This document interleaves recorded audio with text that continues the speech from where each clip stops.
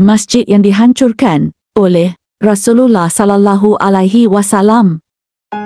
Sejarah Masjid Dira sudah tertulis dalam ayat Al-Quran, iaitu Quran Surah At-Taubah ayat 107. Masjid Dira adalah masjid yang memiliki sejarah berbeza dalam Islam, sebab masjid ini berbeza dengan masjid pada umumnya. Biasanya, masjid berdiri dan banyak digunakan oleh orang Muslim untuk ibadah. Akan tetapi sebaliknya, masjid ini justru berisi orang-orang munafik yang akan menghancurkan Islam. Bahkan, Allah telah menuliskan motivasi pembangunan Masjid Dira ini ke dalam ayat suci Al-Quran. Tujuan dari pembangunan masjid ini memang untuk memecah belah dan menghancurkan umat Muslim. Sejarah berdirinya Masjid Dira ini bermula dari Rasulullah dan umat Muslim yang membangun Masjid Quba setelah hijrah ke Madinah. Masjid Quba juga termasuk masjid pertama yang berdiri dalam sejarah Islam. Meskipun sederhana, namun masjid ini berdiri atas dasar ketakwaan. Kabarnya, Masjid Quba ini hanya memiliki arsitektur yang begitu sederhana. Bahagian dindingnya terbuat dari tanah liat. Kemudian, untuk tiang dan atap hanya terbuat dari pohon dan pelepah kurma saja. Lantainya pun hanya beralaskan tanah. Setelah berdirinya Masjid Quba, banyak orang yang menggunakan masjid ini sebagai pusat kegiatan umat Islam. Melihat hal ini, orang-orang munafik merasa tidak nyaman atas hubungan umat Islam yang erat.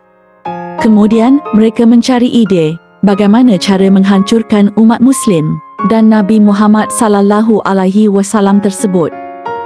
Sampai pada akhirnya orang-orang munafik membangun Masjid Dira yang bagus dan megah di Madinah. Pembangunan masjid yang megah dan mewah ini bertujuan untuk memecah belah persaudaraan Islam. Mereka juga ingin menghancurkan dan melemahkan persatuan umat Islam. Sejarah Masjid Dira iaitu masjid yang berdiri atas 12 orang munafik yang ingin menjatuhkan Rasulullah sallallahu alaihi wasallam. Ide dari pembangunan masjid tersebut iaitu Amir Al-Rahib. Selanjutnya dalam riwayat menjelaskan jika Amir Al-Rahib sempat mendekati Raja Heraklius untuk melakukan kerjasama dalam melawan kekuatan Nabi Muhammad sallallahu alaihi wasallam.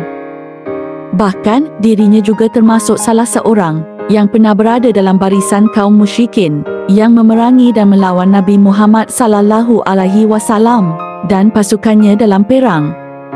Bahkan perang ini merupakan perang satu-satunya yang membuat Nabi dan pasukannya kalah.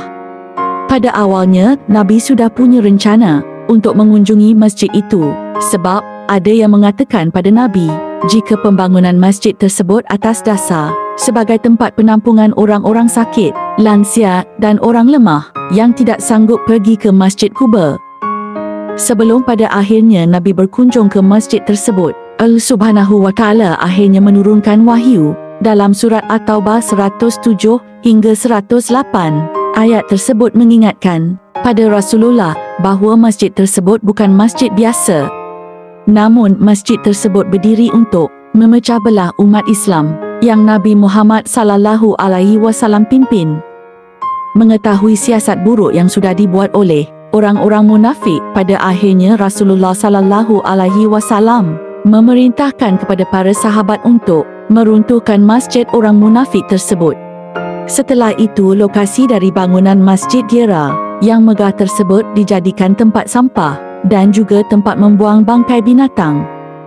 Bahkan Rasulullah sallallahu alaihi wasallam memerintahkan untuk membakar Masjid Dira tersebut. Latar belakang pembakaran Masjid Dira juga kerana adanya niat busuk tersembunyi yang ada di balik pembangunan masjid itu. Kelompok orang munafik juga berharap jika Masjid Dira dapat melemahkan umat Islam dari dalam. Jadi mereka terus berusaha untuk mempersiapkan rencana penyerangan umat Muslim dan Nabi Muhammad sallallahu alaihi wasallam.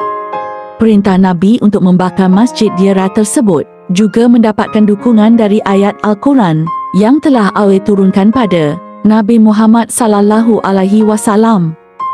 Ayat tersebut mengingatkan kepada kita semua agar umat tidak terkecoh dengan simbol-simbol agama.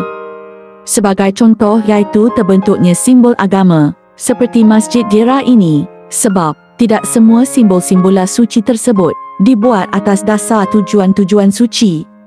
Dalam sejarah Masjid Dira ini, inilah tempat ibadah pertama yang dibakar dalam sejarah Islam. Meski demikian, tempat yang mengatasnamakan masjid ini sebenarnya hanya tempat orang-orang munafik menyusun strategi untuk menghancurkan umat Islam saja.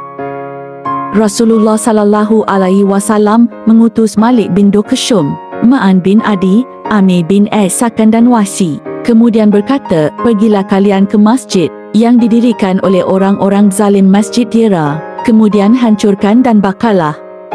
Maka mereka pun berangkat dengan segera sampai tiba di perkampungan Bani Salim bin Auf, iaitu keluarga Malik bin Dukhshum. Maka Malik bin Dukhshum berkata kepada teman-temannya, tunggulah aku sampai aku datang kepada kalian membawa api. Malik kemudian mengambil beberapa pelepah kurma, lalu menyalakannya dengan api. Selanjutnya mereka pun bangkit dan berjalan cepat memasuki masjid. Ketika mereka menghancurkan dan membakar masjid tersebut, orang-orang yang semula berada di dalam berhamburan keluar menyelamatkan diri. Dan masjid itu menjadi tempat pembuangan sampah dan bangkai. Itulah sejarah Masjid Dira. Semoga bermanfaat. Terima kasih sudah menonton. Subscribe, like, share dan komen.